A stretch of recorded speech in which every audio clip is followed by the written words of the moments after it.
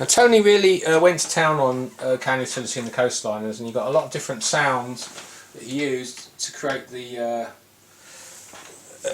effect of a medieval atmosphere. And he did that by using some really nice sounds. He started with a flute, which you hear at the beginning of the piece, which is a mellotron flute. It's a famous one used by the Beatles in Strawberry Fields Forever. And it's only used a couple of times in Genesis, but this is one of them. It comes in a second. Held by the sand, washed by the waves, a shadow falls, cast by a cloud, slipping by, as eyes on the past, but the rising tide absorbs them. Nice change there. And then he switches to clarinet, but he makes the clarinet sound on the Hammond organ, and Tony must have been aware that on Hammond you can create all sorts of interesting sounds, a bit like, if you like, an early synthesizer. The organ was a kind of synthesizer. By mixing different frequencies you can actually get a sound that sounds a lot like different instruments of the orchestra. And the one that's actually very, very accurate to reproduce is the clarinet. And he sort of tried to get a medieval sounding clarinet this way, which sounds like this.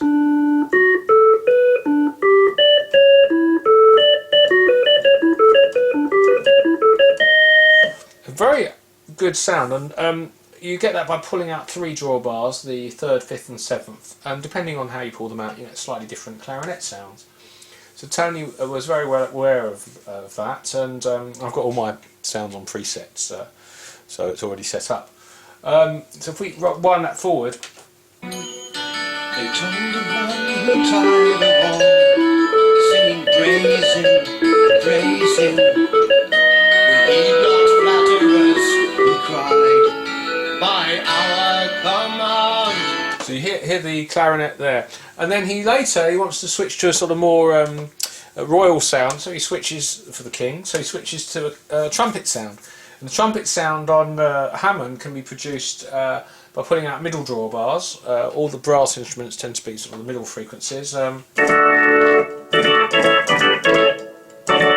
you do have to use a little bit of imagination to imagine the trumpets, but you can, with a bit of imagination, you can get there. Now, the other thing Tony does is he uses a very slow Leslie. He doesn't go for the fast Leslie, which would sound like that, sort of theatre organ. He slows it right down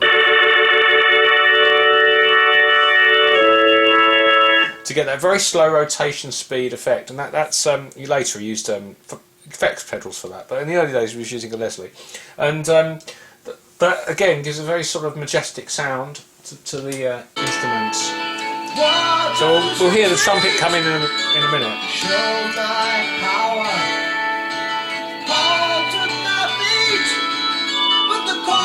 Lost, now cool. Still with the clarinet at the moment.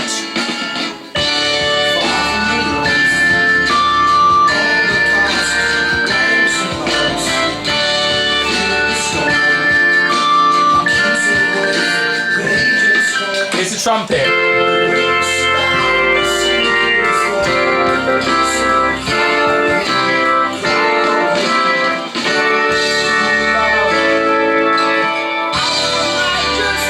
The majesty bit, you've got the trumpet coming in, and I think Tony was very aware of that. And then he brings in, of course, the strings, not orchestral strings, but the sort of mournful strings, which are used in lots of things, which is a triple violin sound from the mellotron. I've got a Memetron, and I MIDI a keyboard and then use my Memetron, which gives the most realistic of all the mellotron emulations in my view. And the Memetron exactly mimics the 7 to 8 seconds you have on a real mellotron, and the playing characteristics as well, and the other playing characteristics. The problem with that is that because you've only got a short time and there's some quite long sustained chords, Tony again had to get round that, and the way he did that was he holds down one note and then brings in the second note a bit later, so that you've got some carryover time.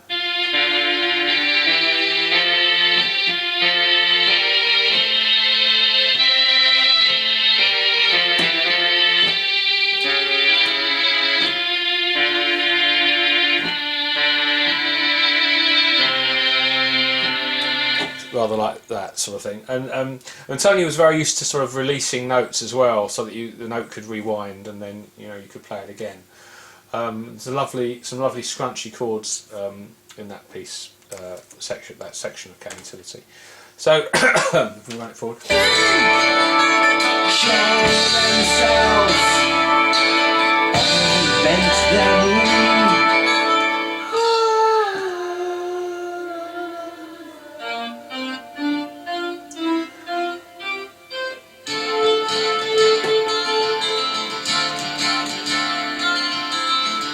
And the Hammond's going to change here. Again, it's a more powerful sound. He pulls out more drawbars, tends to be the middle drawbars and a few at the ends.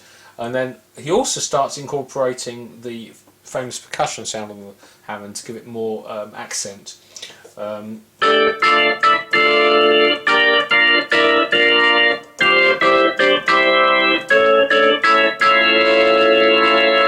Which is a lovely discord, that last chord. And it just gives it that fantastic presence, and when the bass pedals come in, it really has that oomph, and it sounds wonderful. Towards the end of the piece, he uses the percussion without the soft effect, which is very nice, and gives a very accented sound, and with a see a little man with his face turning red and all that bit at the very end. So when you come and see us play K Utility, you'll be able to hear for real on live all these wonderful sounds that Tony created for the song. Hope to see you at a gig soon.